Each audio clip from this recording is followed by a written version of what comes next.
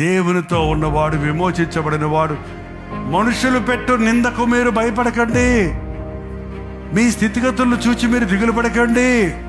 మీరు గాఢాంధకార లోయలో వెళ్ళినప్పటికీ ఈ అపాయమో రాదు, ఎందుకంటే మీరు నా అరచేతిలో ఉన్నారు. చూడుమో నిన్నున్నాను, ఎక్కడ చెప్పుకున్నాను, అరచేతిలో చెప్పుకున్నాను, మిమ్మల్ని విడువను మడువను అని చెప్పిన ప్రభువు ఉన్నాడు.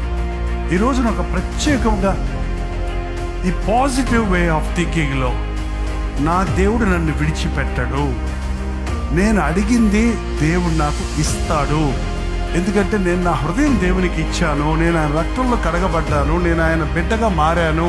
కాబట్టి నా గురించి నేను దిగులు పడవలసిన అవసరం లేదు.